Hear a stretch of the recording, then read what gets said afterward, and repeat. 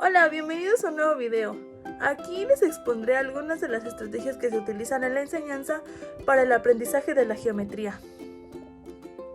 Recordemos que la geometría es la rama de las matemáticas que estudia las propiedades, dimensiones y características de las figuras en un plano y sus relaciones con el espacio. Esta disciplina analiza la posición relativa, el tamaño, las propiedades métricas de los objetos geométricos como los puntos, líneas, segmentos, ángulos, polígonos, círculos y sólidos tridimensionales. La geometría proporciona herramientas y conceptos clave para la resolución de problemas relacionados con la forma y la estructura. Por eso desempeña un papel esencial en diversos campos como la física, la arquitectura, la ingeniería, la cartografía, la informática y sobre todo en la educación. Por lo tanto, ahora que ya entendimos acerca del concepto de la geometría, es importante dar algunas de las definiciones de los conceptos básicos que se encuentran dentro de esta disciplina. En la primera tenemos la área. La área es una medida de la extensión de una superficie. En geometría se refiere a la cantidad de espacio que ocupa una figura bidimensional. Por ejemplo, el área de un cuadrado se calcula multiplicando la longitud de un lado por sí misma.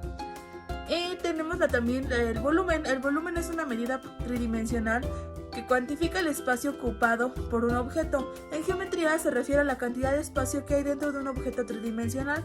Por ejemplo, el volumen de un cubo se calcula multiplicando la longitud de sus tres lados. También tenemos lo que es un cuerpo geométrico. Y un cuerpo geométrico es un objeto tridimensional con dimensiones de longitud, anchura y altura.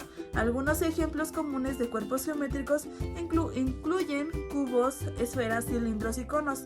Estos objetos tienen características tridimensionales. A su vez tenemos la definición de la medida, y es que en geometría el término medida generalmente se refiere a la magnitud numérica asociada con una dimensión específica, como longitud, área o volumen. Por ejemplo, la medida de la longitud de un segmento de línea, la medida del área de una superficie o la medida de un volumen sólido.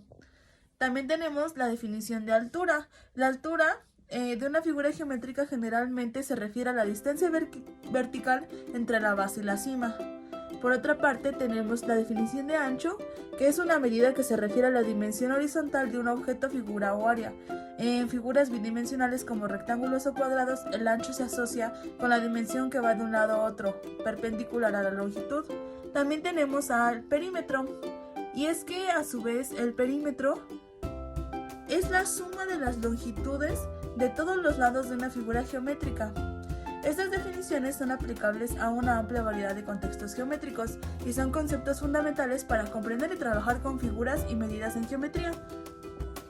Antes de comenzar a mencionar algunas de las estrategias que se utilizan en la didáctica de la enseñanza de la geometría en la educación, es importante hacer una referencia acerca de este concepto, y es que la estrategia es un procedimiento organizado, formalizado y orientado a la obtención de una meta de aprendizaje, y el docente es el responsable de elegir y diseñar las técnicas y los recursos que se aplicarán en la práctica diaria, además de que se planifica de acuerdo a los objetivos de aprendizaje específicos.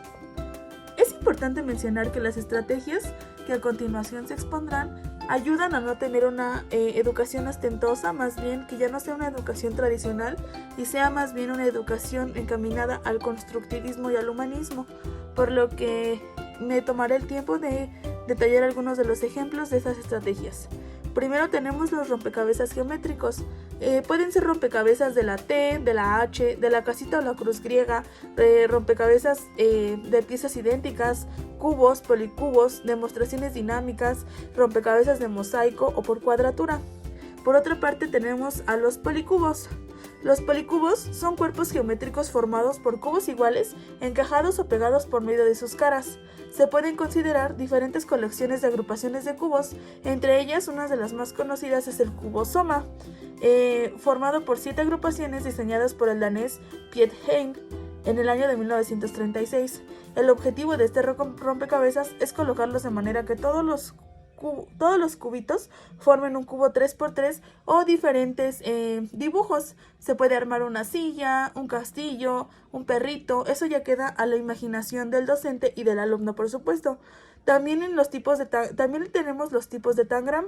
Existe el tangram chino, de Fletcher, el cadiotangram, el hexagonal, el pentagonal, el triangular de Lloyd, el pictagórico.